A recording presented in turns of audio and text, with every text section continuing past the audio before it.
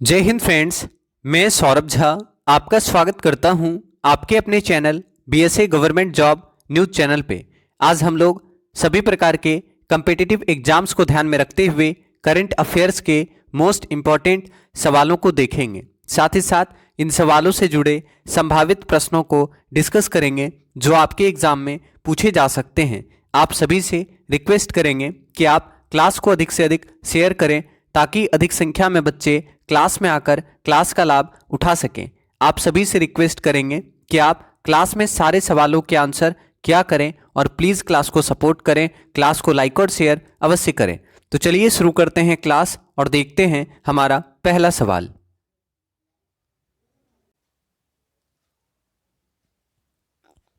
RBI ने निजी क्षेत्र के किस बैंक में नकद निकासी की सीमा 50,000 रुपये सहित कई पाबंदियां तय की हैं? आंसर करेंगे, आरबीआई ने निजी क्षेत्र के किस बैंक में नकद निकासी की सीमा 50,000 रुपये सहित कई पाबंदियां तय की है। तो फटाफट आंसर करेंगे, क्या होगा? आप जानते हैं आरबीआई की स्थापना कब की गई थी? 1 अप्रैल 1935। याद रखेंगे, 1 अप्रैल 1935 को आरबीआई की स्थापना यंग हिल्टन आयोग की सिफारिश पर की गई थी। आरबीआई का स्थापना 1 अप्रैल 1935 ईस्वी को हुआ था और आरबीआई का राष्ट्रीयकरण 14 साल के बाद हुआ था। तो आरबीआई का राष्ट्रीयकरण 1 जनवरी 1949 को हुआ था। याद रखेंगे, तो आरबीआई की स्थापना 1 अप्रैल 1935 को यंग हिल्टन आयोग की सिफारिश पर हुई, जबकि आरबीआई का राष्ट्रीयकरण 1 जनवरी 1949 को हुआ था। याद रखिएगा, आरबीआई का राष्ट्रीयकरण 1 जनवरी 1949 को हुआ था। और इस सवाल का सही आंसर क्या होगा? याद रखना है, आरबीआई ने यस बैंक में नकद निकासी की सीमा 50,000 रुपये सहित कई पाबंदियां तय की है। तो आपका आंसर हो गया ऑप्शन नंबर डी। याद रखिएगा। अगला सवाल, आरबीआई ने यस बैंक के निर्देशक मंडल को किस कानून के तहत भंग किया है? आंसर करेंगे, रिजर्व बैंक ऑफ इंडिया ने यस बैंक के निर्देशक मंडल को किस कानून के तहत भंग किया है? Option A, Reserve Bank of India Act 1934। Option B, banking नियमन कानून 1949। Option C, Banking Companies Rules 1985। Option D, 2006 Government Securities Act. तो आंसर करेंगे, सही आंसर होगा option number B, Banking Regulation Act. याद रखना है, बैंकिंग नियमन कानून 1949, बैंकिंग रेगुलेशन एक्ट 1949 के तहत आरबीआई ने यस बैंक के निर्देशक मंडल को भंग किया है। तो आरबीआई ने यस बैंक के निर्देशक मंडल को किस कानून के तहत भंग किया? बैंकिंग नियमन कानून 1949 के तहत भंग किया है। याद रखिएगा। आरबीआई ने यस बैंक के निर्देशक मंडल को भंग करके किसे नया प्रशासक नियुक्त किया है? आंसर करेंगे, आरबीआई ने यस बैंक के निर्देशक मंडल को भंग करके किसे नया प्रशासक नियुक्त किया है? तो आपका सही आंसर होगा option number A, Prashant Kumar. RBI ने यस बैंक के निर्देशक मंडल को भंग करके प्रशांत कुमार को नया प्रशासक नियुक्त किया है। याद रखेंगे। बजट 2020 में केंद्र सरकार ने बैंक में जमा राशि पर इंश्योरेंस कवर 1 लाख रुपए से बढ़ाकर कितनी कर दी है? तो आंसर कीजिएगा, बजट 2020 में केंद्र सरकार ने बैंक जमा राशि पर इंश्योरेंस कवर 1 लाख रुपए से बढ़ाकर कितना किया है? तो आपका सही आंसर क्या होगा? Option number D, 5 lakh. याद रखिएगा। तो बजट 2020 में केंद्र सरकार ने बैंक जमा राशि पर इंश्योरेंस कवर 1 लाख रुपए से बढ़ाकर 5 लाख किया है। याद रखेंगे, 1 लाख रुपए से बढ़ाकर 5 लाख किया है। याद रखेंगे। पब्लिक ट्रांसपोर्ट फ्री करने वाला पहला देश कौन सा है? आंसर करेंगे, पब्लिक ट्रांसपोर्ट फ्री करने वाला पहला देश कौन सा है? तो आप जानते हैं लग्जमबर्ग। याद रखना है, पब्लिक ट्रांसपोर्ट फ्री करने वाला पहला देश है लग्जमबर्ग। ठीक है, तो पब्लिक ट्रांसपोर्ट फ्री करने वाला पहला देश कौन सा है? तो याद रखिएगा, पब्लिक ट्रांसपोर्ट फ्री करने वाला पहला देश है लग्जमबर्ग। ठीक है, आंसर ऑप्शन नंबर बी। अगर आपसे पूछे विश्व का सबसे बड़ा रेडियो टेलीस्कोप कहाँ खोला गया है, तो बताएंगे विश्व का सबसे बड़ा रेडियो टेलीस्कोप कहाँ खोला गया? विश्व का सबसे बड़ा रेडियो टेलीस्कोप कहाँ स्थापित किया गया है? विश्व का सबसे बड़ा रेडियो टेलीस्कोप, तो याद रखना है चीन में। ठीक है, विश्व का सबसे बड़ा रेडियो टेलीस्कोप कहाँ खोला गया है? तो चीन में। याद रखना है विश्व का सबसे बड़ा रेडियो टेलीस्कोप चीन में स्थापित किया गया है, याद रखिएगा। इंपॉर्टेंट सवाल है। अगर आपसे पूछे विश्व का पहला लकड़ी का उपग्रह किस देश में डिजाइन एवं निर्मित किया गया है, तो आप बताएं विश्व का पहला लकड़ी का उपग्रह, विश्व का पहला लकड़ी का उपग्रह किस देश के द्वारा बनाया गया है? तो आंसर करेंगे विश्व का पहला लकड़ी का उपग्रह किस देश के द्वारा बनाया गया है? लकड़ी का उपग्रह, याद रखना है विश्व का पहला लकड़ी का उपग्रह बनाया गया है न्यूजीलैंड के द्वारा। ठीक है, तो याद रखना है विश्व का पहला लकड़ी का उपग्रह न्यूजीलैंड देश के द्वारा डिजाइन और निर्मित किया गया है। ठीक है, तो विश्व का पहला लकड़ी का उपग्रह न्यूजीलैंड देश के द्वारा विकसित किया गया है, याद रखिएगा। पूमा की नई ब्रांड एम्बेसडर कौन है? आंसर करना है पूमा की नई ब्रांड एम्बेसडर कौन है? पूमा कंपनी की न्यू ब्रांड एम्बेसडर कौन है, आपको बताना है। तो फटाफट आंसर करेंगे पूमा की नई ब्रांड एम्बेसडर कौन है? तो आपका सही आंसर क्या होने वाला है? Option number C, Kareena Kapoor. याद रखिएगा पूमा की ब्रांड एम्बेसडर हैं करीना कपूर। करीना कपूर पूमा की ब्रांड एम्बेसडर हैं, याद रखिएगा। ठीक है, अगर आपसे पूछे फिट इंडिया मूवमेंट के ब्रांड एम्बेसडर कौन है, बताएंगे फिट इंडिया मूवमेंट के ब्रांड एम्बेसडर कौन है? फिट इंडिया मूवमेंट के ब्रांड एम्बेसडर कौन है? तो याद रखना है फिट इंडिया मूवमेंट के ब्रांड एम्बेसडर है Kuldeep हांडू। Kuldeep हांडू fit India Movement के ब्रांड एम्बेसडर हैं, याद रखिएगा। कुलदीप हांडू फिट इंडिया मूवमेंट के ब्रांड एम्बेसडर हैं। पूमा की नई ब्रांड एम्बेसडर है करीना कपूर, याद रखिएगा। अगर आपसे पूछेगा फिनो पेमेंट बैंक के ब्रांड एम्बेसडर कौन है, आंसर करेंगे Fino payment bank. Fino payment bank के ब्रांड एम्बेसडर कौन है? तो पंकज त्रिपाठी। याद रखना है फिनो पेमेंट बैंक के ब्रांड एम्बेसडर कौन है? पंकज त्रिपाठी। पंकज त्रिपाठी, पंकज त्रिपाठी फिनो पेमेंट बैंक के ब्रांड एम्बेसडर हैं पंकज त्रिपाठी, याद रखिएगा। ठीक है, अगर आपसे पूछे बेटी बचाओ बेटी पढ़ाओ योजना की ब्रांड एम्बेसडर कौन है, तो आपको पता होगा बेटी बचाओ बेटी पढ़ाओ योजना की ब्रांड एम्बेसडर हैं।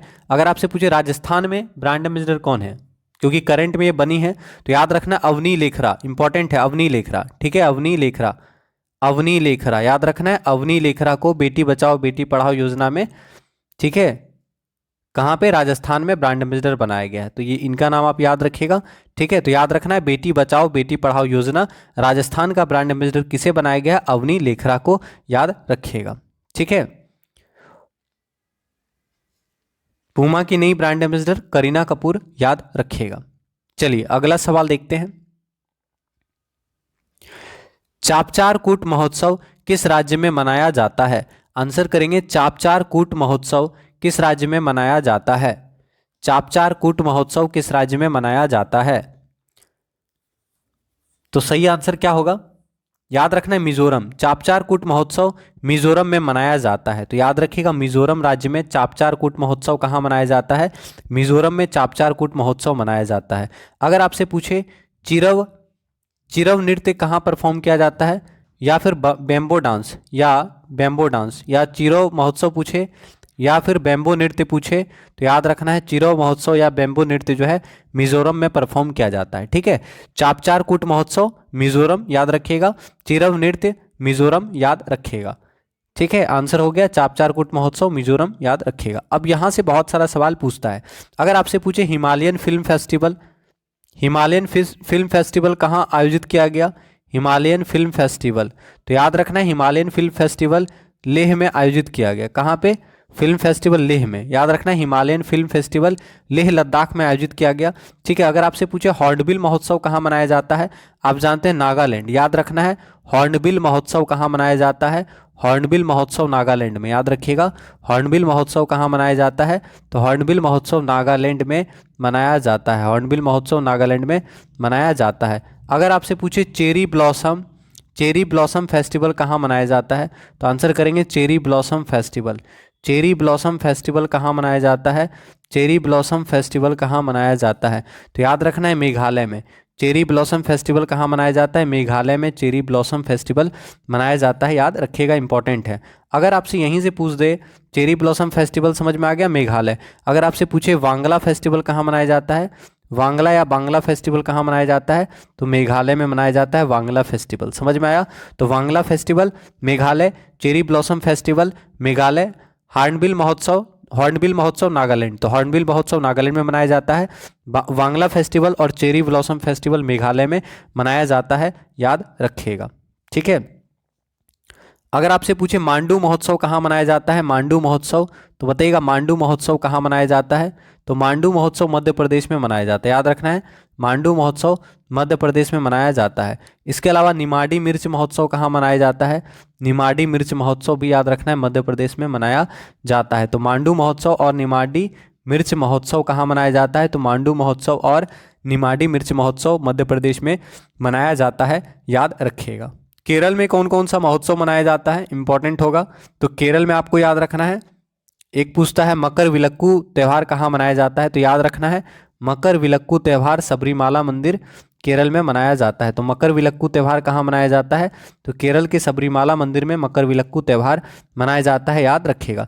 इसके अलावा आपसे पूछ सकता है कलपथी रथ महोत्सव कहाँ मनाया जाता है, तो कलपथी रथ महोत्सव याद रखना है कि कलपथी रथ महोत्सव कहाँ मनाया जाता है, तो याद रखिएगा केरल में कलपथी रथ महोत्सव मनाया जाता है, इंपॉर्टेंट है। ठीक है। इसके अलावा अटुकल पोंगल कहाँ मनाया जाता है, केरल में अटुकल पोंगल मनाया जाता है। ठीक है, तो ये इंपॉर्टेंट है। तो मकर विलक्कू इंपॉर्टेंट है, मकर विलक्कू त्यौहार केरल में मनाया जाता है, कलपथी रथ महोत्सव केरल में मनाया जाता है, इसके अलावा अटकल पोंगल केरल में मनाया जाता है, याद रखिएगा।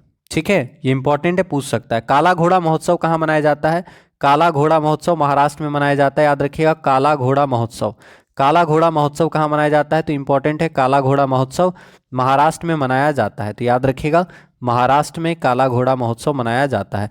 अगर आपसे पूछे थाई पुसम त्यौहार कहाँ मनाया जाता है, थाई पुसम इंपॉर्टेंट है, थाई पुसम त्यौहार कहाँ मनाया जाता है, तो याद रखना है कि थाई पुसम त्यौहार तमिलनाडु में मनाया जाता है, थाई पुसम त्यौहार तमिलनाडु में मनाया जाता है, याद रखिएगा। ठीक है, तो चापचार कूट महोत्सव मिजोरम में मनाया जाता है, याद रखिएगा, चापचार कूट महोत्सव मिजोरम में मनाया जाता है, याद रखेंगे। तो आप सभी से हम्बल रिक्वेस्ट करेंगे, प्लीज़ क्लास को एक बार शेयर कर दें ताकि और भी बच्चे क्लास में आ सकें। बैडमिंटन एशिया चैंपियनशिप 2020 की मेज़बानी चीन की जगह और कौन सा देश करेगा? आपको बताना है बैडमिंटन एशिया चैंपियनशिप 2020 का मेज़बानी चीन को हटाकर किस देश को दिया गया? बैडमिंटन एशिया चैंपियनशिप 2020 की मेज़बानी चीन की जगह किस देश को दिया गया, यह आपको बताना है। तो याद रखना है आंसर क्या होगा, फिलीपीन। ठीक है, तो बैडमिंटन एशिया चैंपियनशिप 2020 में चीन की मेज़बानी जो है वो ख़त्म कर दी गई थी और मेज़बानी करने का जो मौका दिया गया था वो फिलीपीन को दिया गया था, याद रखिएगा। तो बैडमिंटन एशिया चैंपियनशिप 2020 की मेज़बानी चीन की जगह फिलीपीन में की गई, याद रखेंगे। तो आंसर हो गया ऑप्शन नंबर ए। किस अंतर्राष्ट्रीय पत्रिका द्वारा इंदिरा गांधी को 100 वुमेन ऑफ ईयर सूची में शामिल किया गया? आपको बताना है कौन सा अंतर्राष्ट्रीय पत्रिका है जिसके द्वारा इंदिरा गांधी को 100 वुमेन ऑफ ईयर सूची में शामिल किया गया है? तो आंसर करेंगे, तो याद रखना है टाइम मैगजीन जो कि अंतर्राष्ट्रीय पत्रिका है। ठीक है, टाइम मैगजीन के द्वारा इंदिरा गांधी को 100 वुमेन ऑफ ईयर सूची में शामिल किया गया है। तो याद रखिएगा टाइम मैगजीन द्वारा इंदिरा गांधी को 100 वुमेन ऑफ ईयर सूची में शामिल किया गया है, आंसर ऑप्शन बी। गूगल ने किस भारतीय शहर में 2021 तक अपना अगला क्लाउड क्षेत्र खोलने की घोषणा की है? आंसर करेंगे, गूगल ने किस भारतीय शहर में 2021 तक अपना अगला क्लाउड क्षेत्र खोलने की घोषणा की है? तो आंसर क्या होने वाला है, याद रखना है दिल्ली। गूगल ने दिल्ली में 2021 ईस्वी तक अपना अगला क्लाउड खोलने की घोषणा की थी, तो आंसर होगा दिल्ली। ठीक है, तो याद रखना है दिल्ली सही आंसर हो जाएगा। महाराष्ट्र के किस हवाई अड्डे का नाम बदलकर छत्रपति संभाजी महाराज हवाई अड्डा कर दिया गया है? आपको बताना है महाराष्ट्र के किस हवाई अड्डे का नाम बदलकर छत्रपति संभाजी महाराज हवाई अड्डा कर दिया गया है? अच्छा सवाल है, आसान सवाल है, तो आंसर करेंगे महाराष्ट्र के किस हवाई अड्डे का नाम बदलकर छत्रपति संभाजी महाराज हवाई अड्डा कर दिया गया है? तो याद रखना है आंसर क्या होगा, औरंगाबाद एयरपोर्ट। औरंगाबाद एयरपोर्ट का नाम बदलकर छत्रपति संभाजी महाराज हवाई अड्डा कर दिया गया है। ठीक है, तो औरंगाबाद एयरपोर्ट का नाम बदलकर छत्रपति संभाजी महाराज हवाई अड्डा कर दिया गया है। पूछेगा छत्रपति संभाजी महाराज हवाई अड्डा कहाँ पे है, तो याद रखना है छत्रपति संभाजी महाराज हवाई अड्डा महाराष्ट्र में है। तो आंसर हो गया ऑप्शन नंबर ए।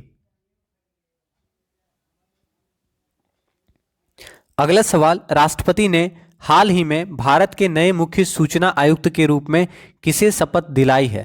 तो आंसर करेंगे भारत के नए मुख्य सूचना आयुक्त कौन बने हैं। आंसर कीजिएगा भारत के नए मुख्य सूचना आयुक्त कौन बने हैं। तो याद रखना है भारत के नए मुख्य सूचना आयुक्त कौन है, यशवर्धन कुमार सिन्हा। ठीक है, तो ऑप्शन में यहाँ नहीं दिया हुआ है। ठीक है, यहाँ पे पुराना डेटा दिया हुआ है। तो पहले थे विमल जुल्का। पहले कौन थे, पहले थे मुख्य सूचना आयुक्त विमल जुल्का। ठीक है, पुराना हो गया ये क्वेश्चन, पहले थे विमल जुल्का। ठीक है, लेकिन पूछेगा नए मुख्य सूचना आयुक्त कौन है, तो अभी कौन है, अभी आपको याद रखना है वर्तमान में यशवर्धन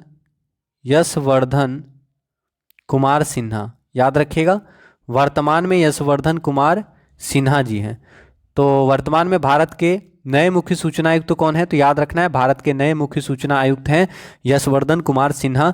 और तो आंसर क्या होगा, यशवर्धन कुमार सिन्हा। ठीक है, तो राष्ट्रपति ने हाल ही में भारत के नए मुख्य सूचना आयुक्त के रूप में यशवर्धन कुमार सिन्हा को शपथ दिलाया है। और यशवर्धन कुमार सिन्हा से पहले कौन थे, विमल जुल्का। समझ में आया, पहले कौन थे, विमल जुल्का। तो यशवर्धन कुमार सिन्हा से पहले थे विमल जुल्का, वर्तमान में कौन है, यशवर्धन कुमार सिन्हा। तो भारत के नए मुख्य सूचना आयुक्त हैं यशवर्धन कुमार सिन्हा, याद रखिएगा। किस केंद्रीय मंत्री ने Chronicle of change champions book का विमोचन किया। आंसर करेंगे कौन से केंद्रीय मंत्री हैं जिन्होंने chronicles of change champions book का विमोचन किया। तो आंसर कर देंगे, बहुत अच्छा सवाल है। कौन से ऐसे केंद्रीय मंत्री हैं जिन्होंने Chronicle of change champions book का विमोचन किया है। तो आपका सही आंसर क्या होने वाला है, option number B, Smriti Irani. याद रखिएगा स्मृति ईरानी के द्वारा chronicles of change champions book का विमोचन किया गया। तो अगर आपसे पूछे Chronicle of change champions book का विमोचन किसके द्वारा किया गया, स्मृति ईरानी जी के द्वारा chronicles of change champions book का विमोचन किया गया, याद रखेंगे। अब यहाँ से जो इंपॉर्टेंट सवाल बनेगा आपका, जैसे आपसे पूछ सकता है कुछ इंपॉर्टेंट पुस्तक के बारे में। ठीक है, जैसे आपसे पूछ सकता है, ध्यान दीजिएगा, अगर आपसे पूछे राइटिंग फॉर माई लाइफ पुस्तक के लेखक कौन है, बताइएगा राइटिंग फॉर माई लाइफ पुस्तक के लेखक कौन है। राइटिंग फॉर माई लाइफ पुस्तक के लेखक कौन है, तो रस्किन बॉन्ड आप जानते हैं, तो याद रखना है रस्किन बॉन्ड। रस्किन बॉन्ड जी के द्वारा लिखित पुस्तक है राइटिंग फॉर माई लाइफ। याद रखना है रस्किन बॉन्ड के द्वारा लिखित पुस्तक है राइटिंग फॉर माई लाइफ, याद रखिएगा। ठीक है, अगर आपसे पूछे ए रूड लाइफ पुस्तक के लेखक कौन है, बताएंगे ए रूड लाइफ पुस्तक के लेखक कौन है। ए रूड लाइफ पुस्तक के लेखक है वीर संधवी के द्वारा लिखित पुस्तक है ए रूड लाइफ पुस्तक के लेखक कौन है, वीर संधवी, याद रखिएगा। अगर आपसे पूछे the stars in my sky, तो आंसर करेंगे the stars in my sky के लेखिका कौन है। The stars in my sky पुस्तक की लेखिका कौन है, दिव्या दत्त। याद रखिएगा दिव्या दत्त के द्वारा लिखित पुस्तक है, दिव्या दत्त के द्वारा लिखित पुस्तक है the stars in my sky. The stars in my sky की लेखिका कौन है, दिव्या दत्त, याद रखिएगा, पूछ सकता है। हिटलर एंड इंडिया पुस्तक के लेखक कौन है, बताएंगे हिटलर एंड इंडिया पुस्तक के लेखक कौन है, ये भी इंपॉर्टेंट बनेगा। हिटलर एंड इंडिया, वैभव, पता है तो बताइए हिटलर एंड इंडिया पुस्तक के लेखक कौन है, तो याद रखना हिटलर एंड इंडिया पुस्तक के लेखक हैं वैभव पुरंदरे। ठीक है, हिटलर एंड इंडिया पुस्तक के लेखक कौन है, वैभव पुरंदरे, याद रखिएगा। ठीक है, पूछ सकता है ये भी सवाल। द कपिल शर्मा स्टोरी पुस्तक के लेखक कौन है, द कपिल शर्मा स्टोरी पुस्तक के लेखक कौन है, बताएंगे द कपिल शर्मा स्टोरी पुस्तक के लेखक कौन है, तो अजिताभ बोस, याद रखना है द कपिल शर्मा स्टोरी पुस्तक के लेखक कौन है, अजिताभ बोस, अजिताभ बोस जी के द्वारा लिखित पुस्तक है द कपिल शर्मा स्टोरी, याद रखिएगा। ठीक है, तो क्लास को प्लीज एक बार आप लोग शेयर कर दें। अगला सवाल, किस वैश्विक संस्था ने कोरोना वायरस कोविड-19 के प्रकोप से निपटने के लिए 12 बिलियन डॉलर की सहायता की घोषणा की है? तो आपको बताना है कौन सा वैश्विक संस्था है जिसने कोरोना वायरस के प्रकोप से निपटने के लिए 12 बिलियन डॉलर की सहायता की घोषणा की है? तो आपका आंसर होगा वर्ल्ड बैंक। याद रखिएगा, वर्ल्ड बैंक ने कोरोना वायरस के प्रकोप से निपटने के लिए 12 बिलियन डॉलर की सहायता की घोषणा की है, वर्ल्ड बैंक, याद रखिएगा। आंसर क्या हो गया? World bank, option D. चौथा वैश्विक आयुर्वेद महोत्सव 16 से 20 मई 2020 तक किस शहर में आयोजित हुआ? आंसर करना है, चौथा वैश्विक आयुर्वेद महोत्सव 16 से 20 मई 2020 तक कहां आयोजित हुआ? चौथा वैश्विक आयुर्वेद महोत्सव कहां संपन्न हुआ 2020 में, आपको बताना है। तो याद रखना है कोच्चि में। कहाँ हुआ था? कोच्चि में, याद रखिएगा। चौथा वैश्विक आयुर्वेद महोत्सव 2020 कोच्चि में संपन्न हुआ। चौथा वैश्विक आयुर्वेद महोत्सव 2020 कोच्चि में संपन्न हुआ था, याद रखेंगे। पहला डार्क स्काई नेशन कौन है? आंसर करेंगे, who is the first dark sky nation? पहला डार्क स्काई नेशन कौन है? तो आंसर करें, पहला डार्क स्काई नेशन कौन है? तो याद रखना है ओहियो। ओहियो, आंसर क्या होगा? ओहियो ने नीयू, आंसर क्या होगा? नीयू, याद रखना है। पहला डार्क स्काई नेशन कौन सा है? नीयू। नीयू जो है पहला डार्क स्काई नेशन है, याद रखना है। नीयू पहला डार्क स्काई नेशन है, तो आपका आंसर हो गया नीयू, ऑप्शन ए, याद रखिएगा। फूलदेई उत्सव किस राज्य में आयोजित होता है? आंसर करेंगे, फूलदेई फेस्टिवल कहाँ होता है? इंपॉर्टेंट है, फूलदेई फेस्टिवल कहाँ होता है? तो आंसर करेंगे, फूलदेई फेस्टिवल कहाँ होता है? फूलदेई फेस्टिवल कहाँ मनाया जाता है? तो बताएं, फूलदेई फेस्टिवल कहाँ मनाया जाता है? तो याद रखिएगा, फूलदेई फेस्टिवल उत्तराखंड में मनाया जाता है। कहाँ मनाया जाता है? तो फूलदेई फेस्टिवल उत्तराखंड में मनाया जाता है, याद रखिएगा। आंसर हो गया option number C, Phooldei festival Uttarakhand में मनाया जाता है, याद रखिएगा। हरेला उत्सव कहाँ मनाया जाता है? तो हरेला उत्सव भी उत्तराखंड में मनाया जाता है, तो याद रखना है, हरेला उत्सव उत्तराखंड में मनाया जाता है, फूलदेई उत्सव उत्तराखंड में मनाया जाता है। ठीक है, फूलदेई उत्सव उत्तराखंड, हरेला उत्सव उत्तराखंड, याद रखिएगा। यस बैंक के नए प्रबंध निर्देशक, एमडी और सीईओ किन्हें बनाया गया है? आंसर करेंगे, यस बैंक के नए प्रबंध निर्देशक, एमडी और सीईओ किन्हें बनाया गया है? यस बैंक के नए प्रबंध निर्देशक, एमडी और सीईओ किन्हें बनाया गया है, आपको बताना है। तो याद रखना है, प्रशांत कुमार। प्रशांत कुमार को यस बैंक के नए एमडी और सीईओ बनाया गया है, आंसर ऑप्शन नंबर बी। केंद्र सरकार ने आरबीआई के केंद्रीय बोर्ड में निर्देशक के रूप में किन्हें नामित किया है? आंसर करेंगे, केंद्र सरकार ने आरबीआई के केंद्रीय बोर्ड में निर्देशक के रूप में किन्हें नामित किया है? Option A Devpriya Awasthi, option B Rakesh Maria, option C Akhil Srivastava, option D Debashish Panda. तो आंसर करेंगे, केंद्र सरकार ने आरबीआई के केंद्रीय बोर्ड में निर्देशक के रूप में किन्हें नामित किया है? तो याद रखना है, देवाशीष पांडे। देवाशीष पांडा जी को आरबीआई ने केंद्रीय बोर्ड में निर्देशक के रूप में नामित किया है, answer option number D.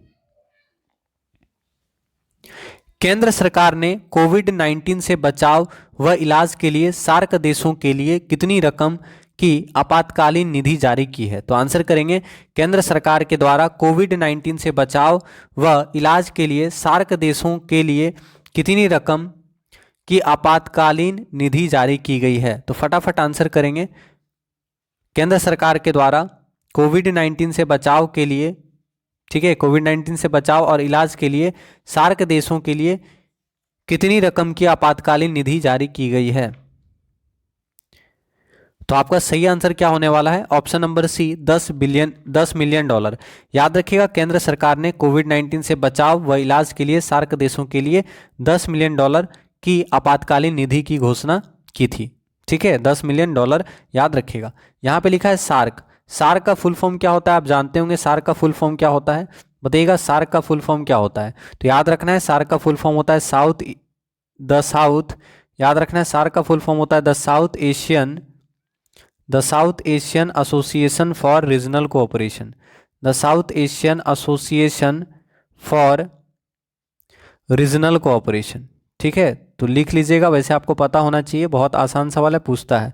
The south Asian association for regional cooperation, याद रखना है सार्क का फुल फॉर्म होता है the south Asian association for regional cooperation, याद रखिएगा। और सार्क का हेडक्वार्टर कहाँ पे है? काठमांडू में है। तो याद रखना है सार्क का फुल फॉर्म होता है दक्षिण एशियाई क्षेत्रीय सहयोग संघ। सार्क का हेडक्वार्टर काठमांडू में है, सार्क का हेडक्वार्टर काठमांडू में है। और सार्क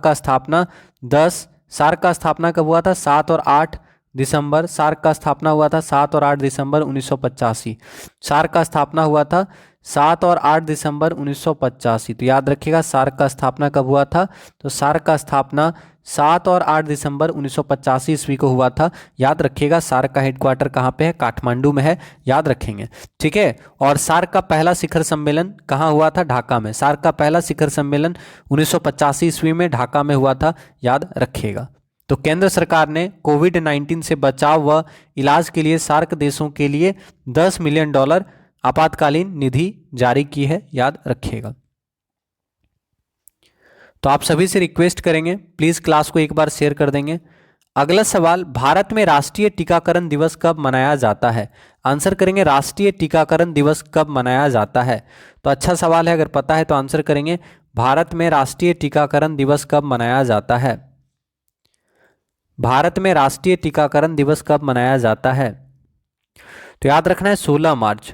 16 मार्च को भारत में राष्ट्रीय टीकाकरण दिवस मनाया जाता है। कब मनाया जाता है? 16 मार्च। तो याद रखना है 16 मार्च को राष्ट्रीय टीकाकरण दिवस मनाया जाता है। भारत में राष्ट्रीय टीकाकरण दिवस कब मनाया जाता है? तो 16 मार्च को राष्ट्रीय टीकाकरण दिवस मनाया जाता है, याद रखिएगा, ठीक है। समझ में आया? तो राष्ट्रीय टीकाकरण दिवस कब मनाया जाता है? 16 मार्च को राष्ट्रीय टीकाकरण दिवस मनाया जाता है, याद रखिएगा।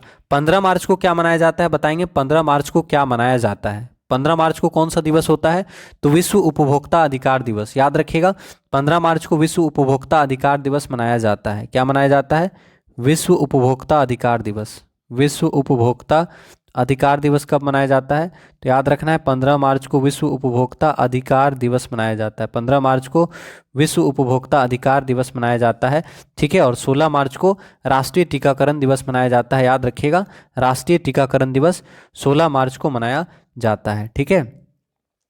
अब यहां से इंपॉर्टेंट सवाल क्या बनेगा? आपसे पूछेगा अंतर्राष्ट्रीय पर्वत दिवस कब मनाया जाता है। तो बताएंगे अंतर्राष्ट्रीय पर्वत दिवस कब मनाया जाता है। अंतर्राष्ट्रीय पर्वत दिवस कब मनाया जाता है? तो याद रखना है 11 दिसंबर को अंतर्राष्ट्रीय पर्वत दिवस मनाया जाता है। 11 दिसंबर को अंतर्राष्ट्रीय पर्वत दिवस मनाया जाता है, याद रखिएगा, ठीक है। 11 दिसंबर अंतर्राष्ट्रीय पर्वत दिवस। अगर आपसे पूछे विश्व शौचालय दिवस कब मनाया जाता है? विश्व शौचालय दिवस पता है तो बताएंगे विश्व शौचालय दिवस कब मनाया जाता है। तो विश्व शौचालय दिवस 19 नवंबर को मनाया जाता है। कब मनाया जाता है?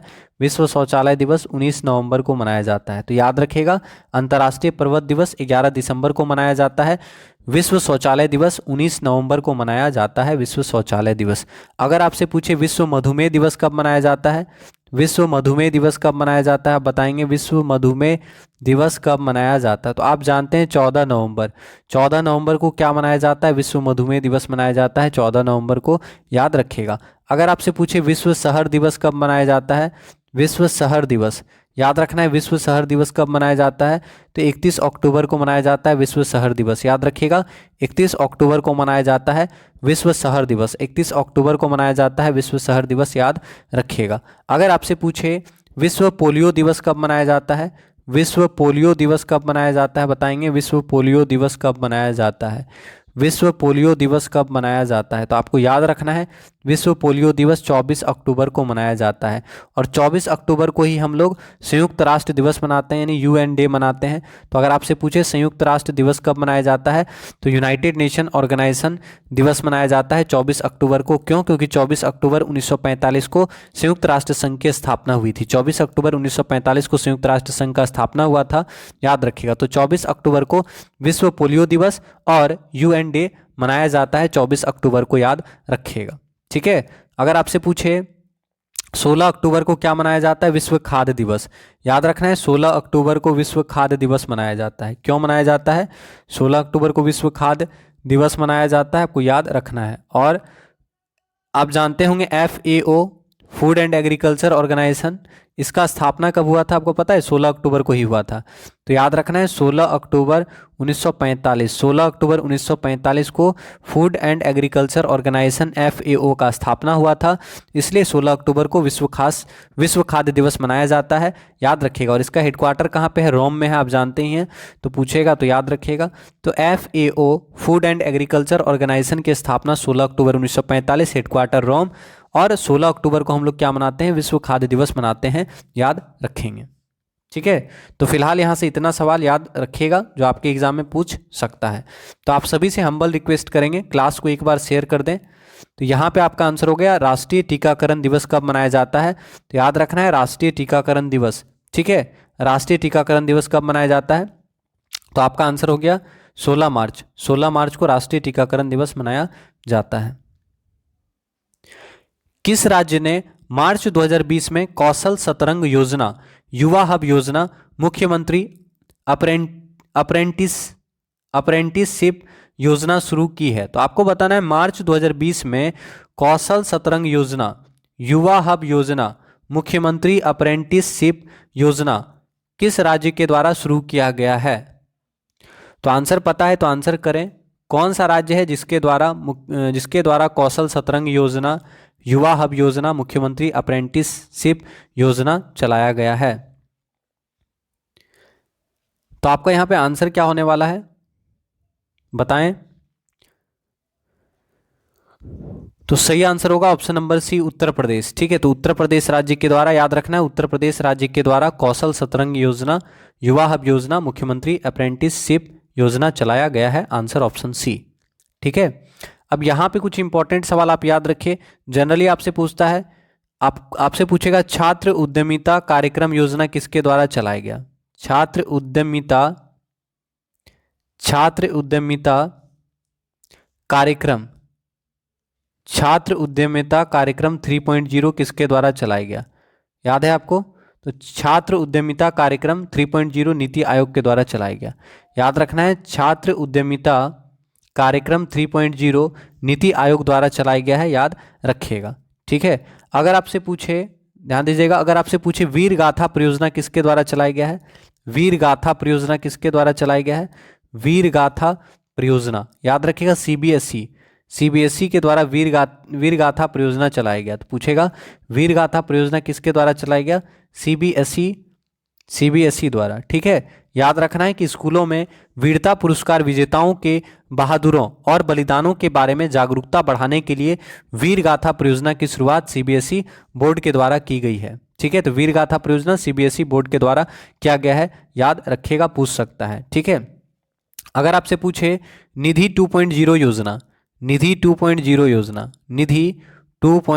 योजना, तो याद रखेंगे लोकसभा अध्यक्ष ओम बिरला जी के द्वारा निधि 2.0 योजना। किनके द्वारा? लोकसभा अध्यक्ष ओम बिरला के द्वारा।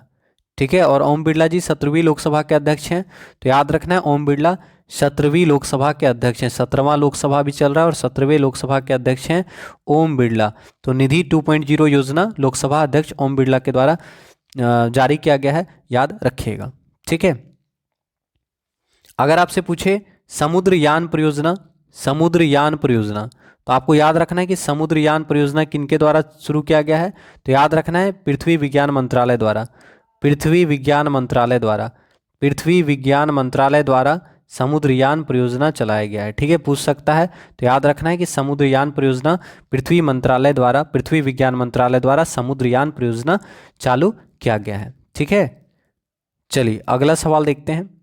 ग्लोबल एनिमल प्रोटेक्शन इंडेक्स 2020 में भारत का स्कोर बताएं। आपको बताना है ग्लोबल एनिमेशन प्रोटेक्शन इंडेक्स 2020 में भारत का स्कोर क्या है?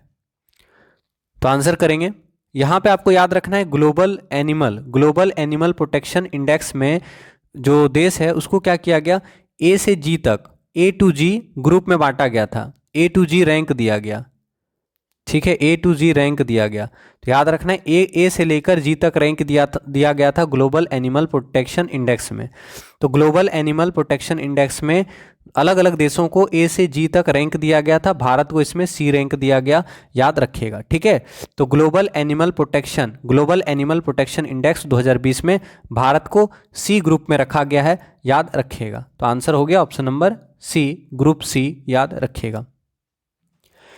किस कंपनी के संस्थापक बिल गेट्स ने निर्देशक मंडल से इस्तीफा दे दिया? आंसर करेंगे किस कंपनी के संस्थापक बिल गेट्स ने निर्देशक मंडल से इस्तीफा दे दिया? तो एकदम आसान है, आप जानते हैं बिल गेट्स किसके संस्थापक हैं? तो आप जानते हैं माइक्रोसॉफ्ट के संस्थापक कौन है? Bill Gates. तो याद रखना है माइक्रोसॉफ्ट कंपनी के संस्थापक बिल गेट्स ने निर्देशक मंडल से इस्तीफा दे दिया है। तो आंसर ऑप्शन नंबर बी, याद रखिएगा।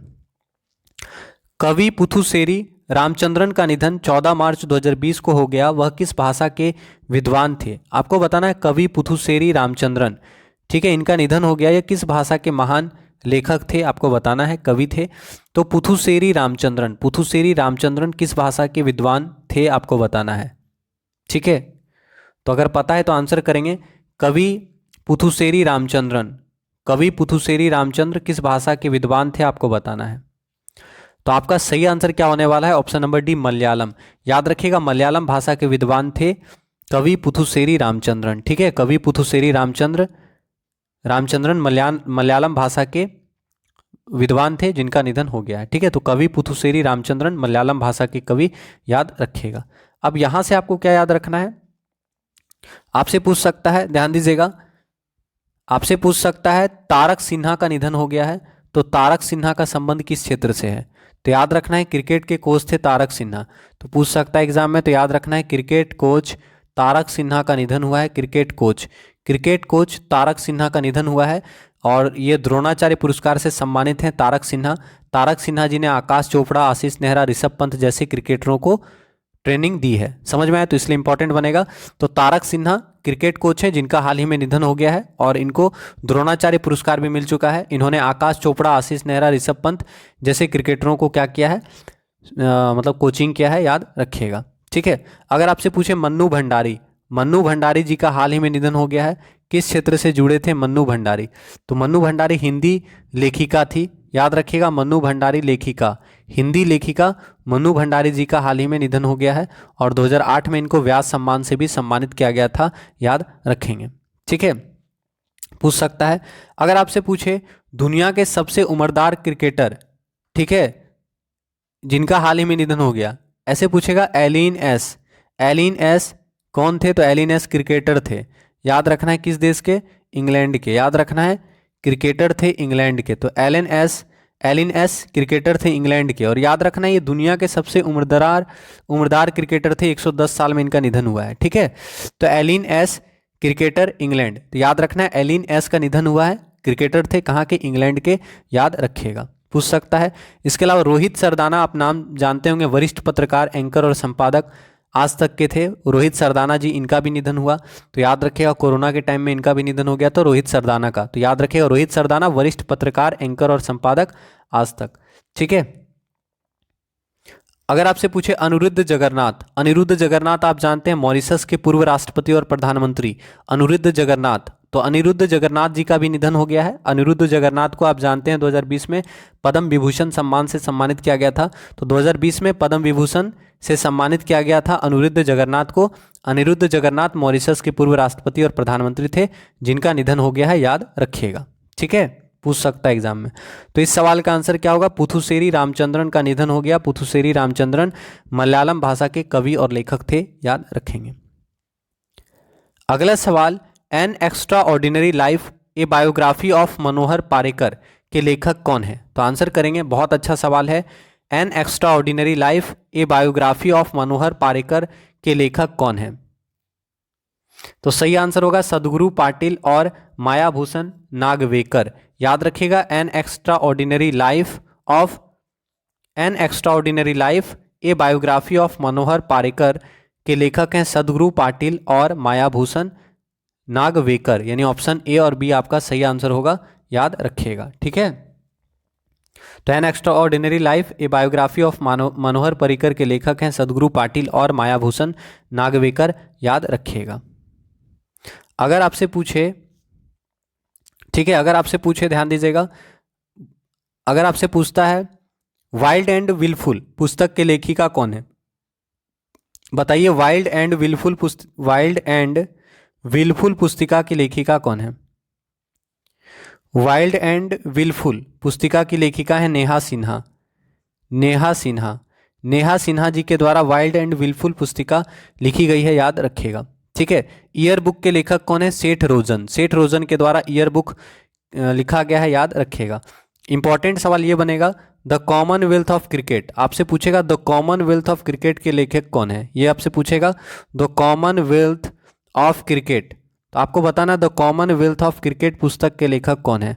तो याद रखना है द कॉमनवेल्थ ऑफ क्रिकेट पुस्तक के लेखक हैं रामचंद्र गुहा, और इनके द्वारा जो भी किताब लिखा जाता है एग्जाम में पूछने का चांस बनता है, तो याद रखिएगा द कॉमनवेल्थ ऑफ क्रिकेट पुस्तक के लेखक हैं रामचंद्र गुहा, याद रखिएगा। अगर आपसे पूछे the little book of encouragement पुस्तक के लेखक कौन है, तो बताइएगा the little book of encouragement पुस्तक के लेखक कौन है, ये भी पूछेगा आपके एग्जाम में।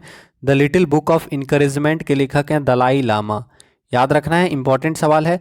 The little book of encouragement पुस्तक के लेखक कौन है, तो याद रखना है दलाई लामा जी के द्वारा लिखित पुस्तक है the little book of encouragement.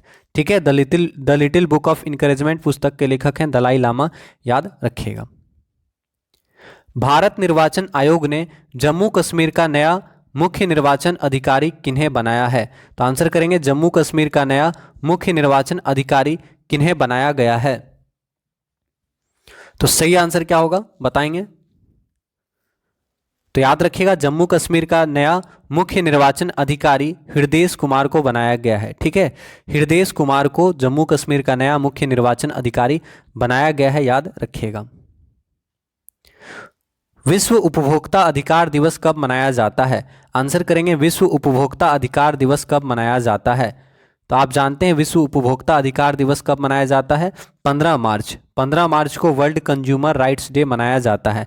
तो 15 मार्च को विश्व उपभोक्ता अधिकार दिवस मनाया जाता है, याद रखिएगा 15 मार्च को विश्व उपभोक्ता अधिकार दिवस मनाया जाता है। अगर आपसे पूछे अंतर्राष्ट्रीय शांति दिवस कब मनाया जाता है, अंतर्राष्ट्रीय शांति दिवस इंपॉर्टेंट सवाल है, याद रखना 21 सितंबर को अंतर्राष्ट्रीय शांति दिवस मनाया जाता है। 21 सितंबर को अंतर्राष्ट्रीय शांति दिवस मनाया जाता है, याद रखिएगा। अगर आपसे पूछ दे विश्व पर्यटन दिवस कब मनाया जाता है, विश्व पर्यटन दिवस कब मनाया जाता है, तो याद रखना है विश्व पर्यटन दिवस 27 सितंबर को मनाया जाता है। विश्व पर्यटन दिवस कब मनाया जाता है, 27 सितंबर को विश्व पर्यटन दिवस मनाया जाता है, याद रखिएगा। ठीक है, समझ में आया। अगर आपसे पूछ दे मार्च से पूछेगा तो पूछ सकता है विश्व मौसम विज्ञान दिवस कब मनाया जाता है, विश्व मौसम विज्ञान दिवस कब मनाया जाता है, विश्व मौसम विज्ञान दिवस आप जानते हैं 23 मार्च को मनाया जाता है विश्व मौसम विज्ञान दिवस। तो याद रखना है विश्व मौसम विज्ञान दिवस कब मनाया जाता है, 23 मार्च को विश्व मौसम विज्ञान दिवस मनाया जाता है। ठीक है, 23 मार्च विश्व मौसम विज्ञान दिवस। अगर आपसे पूछे वन दिवस कब मनाया जाता है, तो अंतर्राष्ट्रीय वन दिवस 21 मार्च को मनाया जाता है। अंतर्राष्ट्रीय वन दिवस 21 मार्च को अंतर्राष्ट्रीय वन दिवस मनाया जाता है, और 22 मार्च को विश्व जल दिवस मनाया जाता है। 22 मार्च को विश्व जल दिवस मनाया जाता है। तो याद रखिएगा 21 मार्च को अंतर्राष्ट्रीय वन दिवस, 22 मार्च को विश्व जल दिवस, 23 मार्च को विश्व मौसम विज्ञान दिवस मनाया जाता है। ठीक है, और 8 मार्च को अंतर्राष्ट्रीय महिला दिवस मनाया जाता है। 8 मार्च को अंतर्राष्ट्रीय महिला दिवस मनाया जाता है, याद रखिएगा 8 मार्च अंतर्राष्ट्रीय महिला दिवस। 3 मार्च को विश्व वन्य जीव दिवस, ये इंपॉर्टेंट है, 3 मार्च विश्व वन्य जीव दिवस, याद रखना है 3 मार्च को विश्व वन्य जीव दिवस मनाया जाता है। तो 3 मार्च को विश्व वन्य जीव दिवस, 8 मार्च को अंतर्राष्ट्रीय महिला दिवस, 15 मार्च को वर्ल्ड कंज्यूमर राइट्स डे मनाया जाता है, 15 मार्च को विश्व उपभोक्ता अधिकार दिवस मनाया जाता है। आपका आंसर हो गया ऑप्शन नंबर ए, याद रखिएगा। ठीक है, 15 मार्च उपभोक्ता अधिकार दिवस। तो क्लास को प्लीज़ एक बार आप लोग शेयर कर दें, आप सभी से रिक्वेस्ट करेंगे क्लास को सपोर्ट करें।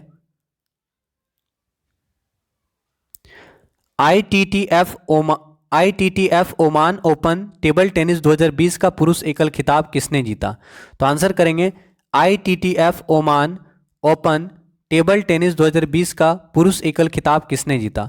टेबल टेनिस आपको पता है चीन का राष्ट्रीय खेल है टेबल टेनिस। टेबल टेनिस जो है चीन का राष्ट्रीय खेल है, याद रखिएगा। तो आपको आंसर करना है ITTF Oman open table tennis 2020 का पुरुष एकल का खिताब किसने जीता? तो याद रखना है अचंता शरथ कमल, याद रखिएगा अचंता शरथ कमल ने ITTF Oman open table tennis का खिताब जीता है। ठीक है, तो ITTF Oman open table tennis 2020 का खिताब अंचता शरथ कमल के द्वारा जीता गया है, याद रखिएगा। मराठी के लोकप्रिय अभिनेता जयराम कुलकर्णी का निधन कब हुआ? आंसर करना है मराठी के लोकप्रिय अभिनेता जयराम कुलकर्णी जी का निधन कब हुआ है? तो अच्छा सवाल है, आंसर करेंगे। ठीक है, तो इसका आंसर तो आपको पता नहीं होगा क्योंकि यहाँ डेट पूछा है, तो थोड़ा सा टफ होगा। आंसर क्या होगा? ऑप्शन नंबर सी 17 मार्च 2020। आपको याद क्या रखना है? बस ये याद रखना है अभिनेता जयराम कुलकर्णी। ठीक है, आपसे पूछेगा जयराम कुलकर्णी जी का संबंध किससे है, तो याद रखिएगा जयराम कुलकर्णी जी अभिनेता थे और मराठी भाषा के अभिनेता थे जिनका निधन हो गया है। ठीक है, तो 17 मार्च 2020 को अभिनेता जयराम कुलकर्णी जी का निधन हो गया। समझ में आया? तो पूछेगा जयराम कुलकर्णी का संबंध मराठी अभिनेता जयराम कुलकर्णी, याद रखिएगा। ठीक है, तो आंसर हो गया ऑप्शन नंबर सी, याद रखेंगे। अगर आपसे पूछे वासुदेव पराजंपे का निधन हो गया, किस क्षेत्र से जुड़े थे वासुदेव पराजंपे?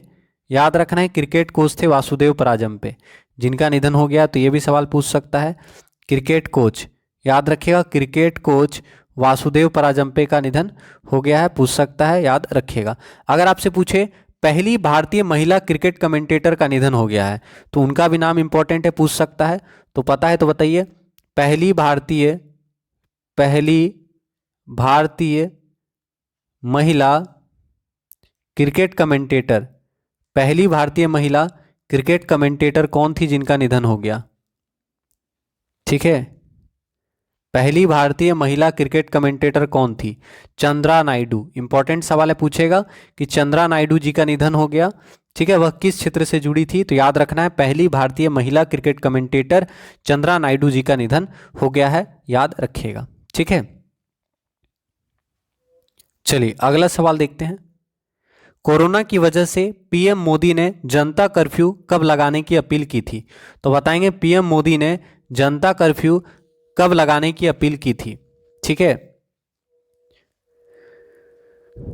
तो आंसर क्या होगा बताएंगे। इंपॉर्टेंट सवाल है, पूछ सकता है एग्जाम में।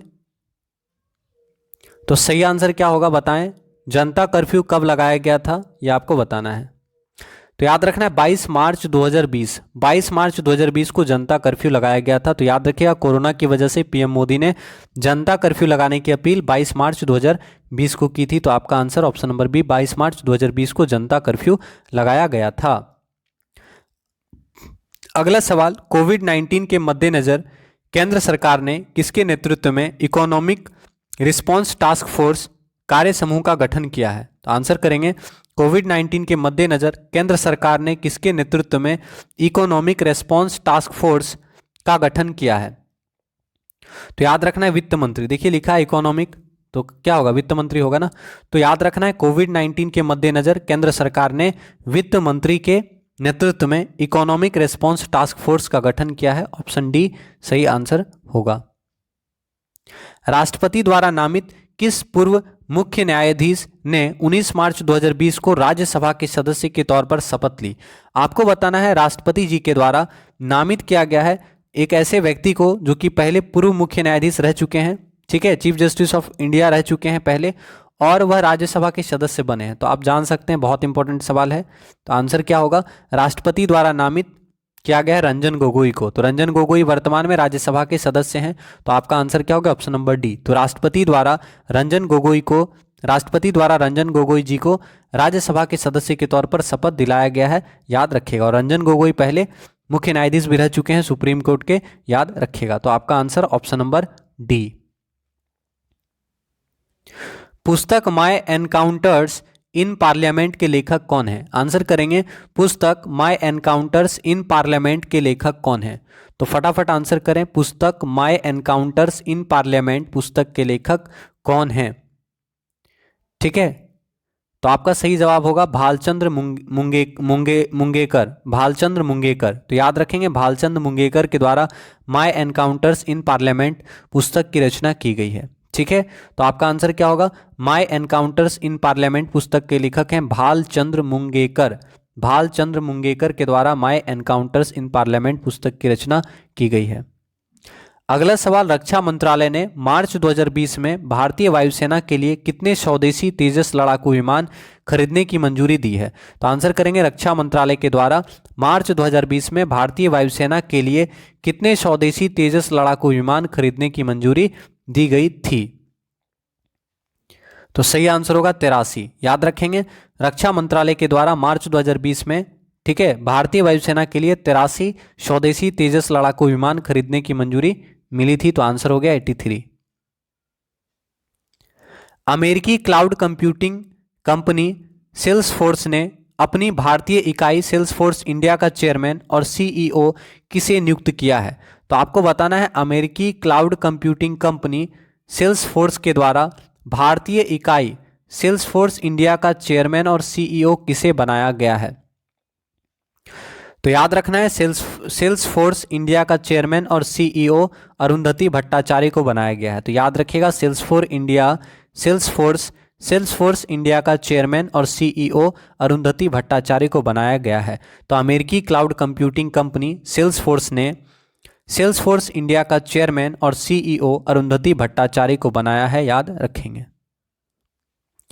गूगल क्लाउड इंडिया का नया प्रबंध निर्देशक किन्हें बनाया गया है? आंसर करेंगे गूगल क्लाउड इंडिया का नया प्रबंध निर्देशक किन्हें बनाया गया है? तो याद रखना है करण बाजवा। करण बाजवा जी को गूगल क्लाउड इंडिया का नया प्रबंध निर्देशक बनाया गया है। तो याद रखेंगे करण बाजवा को गूगल क्लाउड इंडिया का नया प्रबंध निर्देशक बनाया गया है।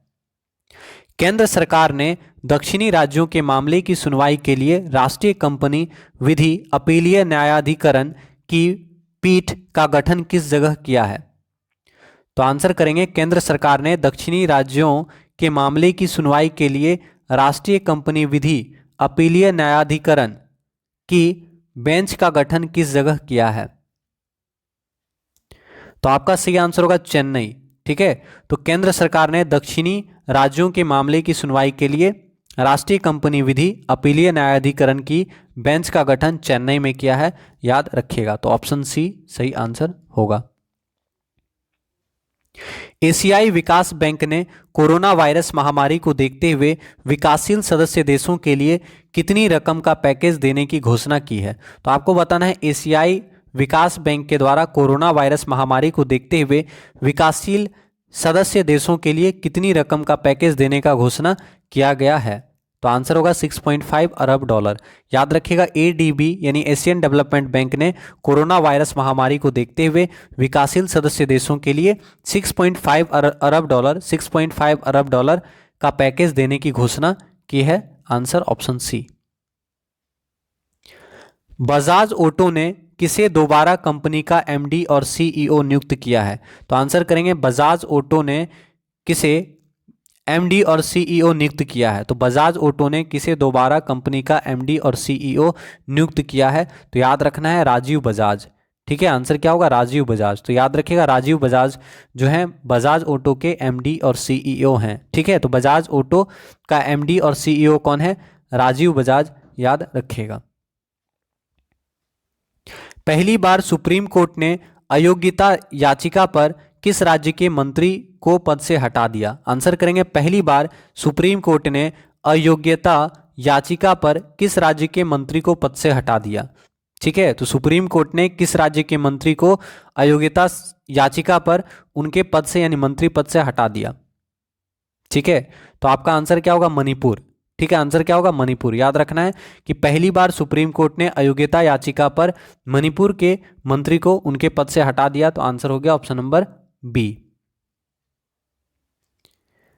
सुप्रीम कोर्ट ने संविधान के किस अनुच्छेद का उपयोग करते हुए मणिपुर के मंत्री टी श्याम कुमारी को राज्य मंत्रिमंडल से हटा दिया? ठीक है, तो आपको बताना है सुप्रीम कोर्ट ने किस आर्टिकल का उपयोग करते हुए मणिपुर के मंत्री टी श्याम कुमार को राज्य मंत्रिमंडल से हटा दिया। ठीक ठीक है, पूछ सकता है ये सवाल। तो आपको बताना है सुप्रीम कोर्ट ने किस अनुच्छेद का उपयोग करते हुए मणिपुर के मंत्री टी श्याम कुमार को राज्य मंत्रिमंडल से बर्खास्त कर दिया। तो सही आंसर क्या होगा? ऑप्शन नंबर डी, अनुच्छेद 142। तो याद रखिएगा, सुप्रीम कोर्ट ने अनुच्छेद 142 का उपयोग करते हुए मणिपुर के मंत्री टी श्याम कुमार को राज्य मंत्रिमंडल से हटा दिया। ठीक है, सुप्रीम कोर्ट ने संविधान के अनुच्छेद 142 का उपयोग करते हुए मणिपुर के मंत्री टी श्याम कुमार को राज्य मंत्रिमंडल से हटा दिया। ठीक है, ऑप्शन डी आंसर होगा। अगला सवाल, कमलनाथ ने मध्य प्रदेश के मुख्यमंत्री के तौर पर कब इस्तीफा दिया? आपको बताना है कमलनाथ ने मध्य प्रदेश के मुख्यमंत्री के पद से इस्तीफा कब दिया। ठीक है, तो आंसर पता है तो बताएंगे। थोड़ा सा हार्ड होगा क्योंकि ईयर डेट के साथ दिया हुआ है, तो कोशिश करें आंसर करने का। कमलनाथ ने मध्य प्रदेश के सीएम के पद से इस्तीफा कब दिया, आपको बताना है। ठीक है, तो यहां पे आपका आंसर क्या हो जाएगा? ऑप्शन नंबर सी, 20 मार्च 2020। 20 मार्च 2020 को कमलनाथ जी ने मध्य प्रदेश के मुख्यमंत्री के पद से इस्तीफा दिया था, याद रखेंगे। ठीक है, अभी वर्तमान में मध्य प्रदेश के मुख्यमंत्री कौन है? तो आप जानते हैं वर्तमान में मध्य प्रदेश के मुख्यमंत्री हैं श्री शिवराज सिंह चौहान। ठीक है, तो मध्य प्रदेश के वर्तमान में मुख्यमंत्री कौन है? श्री शिवराज सिंह चौहान, याद रखिएगा। और उससे पहले कौन थे? कमलनाथ थे, याद रखेंगे। निर्भया गैंगरेप के 4 दोषियों को किस जेल में 20 मार्च 2020 को फांसी की सजा दी गई? तो आपको बताना है निर्भया गैंगरेप के 4 दोषियों को किस जेल में 20 मार्च 2020 को फांसी दिया गया? तो याद रखना है तिहाड़ जेल, आप जानते होंगे, तो तिहाड़ जेल आंसर होगा। याद रखना है कि निर्भया गैंगरेप के 4 दोषियों को तिहाड़ जेल में फांसी की सजा दी गई थी। ठीक है, तो आंसर हो गया ऑप्शन नंबर सी। अंतर्राष्ट्रीय प्रसन्नता दिवस, इंटरनेशनल डे ऑफ हैप्पीनेस कब मनाया जाता है? तो आपको बताना है अंतर्राष्ट्रीय प्रसन्नता दिवस कब मनाया जाता है, इंटरनेशनल डे ऑफ हैप्पीनेस कब मनाया जाता है, इंटरनेशनल डे ऑफ हैप्पीनेस कब मनाया जाता है, आपको बताना है। तो फटाफट आंसर करें, इंटरनेशनल डे ऑफ हैप्पीनेस कब मनाया जाता है। ठीक है, तो याद रखना है 20 मार्च, 20 मार्च को अंतर्राष्ट्रीय प्रसन्नता दिवस मनाया जाता है। 20 मार्च को अंतर्राष्ट्रीय प्रसन्नता दिवस मनाया जाता है, 20 मार्च को। तो याद रखिएगा 20 मार्च को अंतर्राष्ट्रीय प्रसन्नता दिवस मनाया जाता है। ठीक है, अगला सवाल, भारत ने इजराइल से 16,479 LMG लाइट मशीन गन की खरीद के लिए कितने रुपए में रक्षा सौदे पर हस्ताक्षर किए हैं? तो आंसर करेंगे, भारत ने इजराइल से 16,479 LMG लाइट मशीन गन की खरीद के लिए कितने रुपए में रक्षा सौदे पर हस्ताक्षर किए हैं? तो भारत जो है इजराइल से 16,479 LMG यानी लाइट मशीन गन की खरीद करेगा, तो जिसमें कितना रुपया का समझौता हुआ है ये आपको बताना है। ठीक है, तो बता देते हैं, थोड़ा टफ सवाल होगा। आंसर क्या होगा? ऑप्शन नंबर ए, 880 करोड़ रुपया। तो याद रखिएगा भारत ने इजराइल के साथ लाइट मशीन गन की खरीद के लिए समझौता किया है। ठीक है, तो 16,479 लाइट मशीन गन की खरीद के लिए 880 करोड़ रुपए के सौदे पर हस्ताक्षर किया गया है, याद रखेंगे। ऑप्शन ए आंसर होगा। आईसीसी ने हाल ही में किन 2 भारतीय अंपायरों को अंतर्राष्ट्रीय पैनल में शामिल करने का ऐलान किया है? इंपॉर्टेंट सवाल है, आंसर करेंगे। आईसीसी ने हाल ही में किन 2 भारतीय अंपायरों को अंतर्राष्ट्रीय पैनल में शामिल करने का ऐलान किया है? तो याद रखिएगा वृंदा राठी और जननी नारायणन।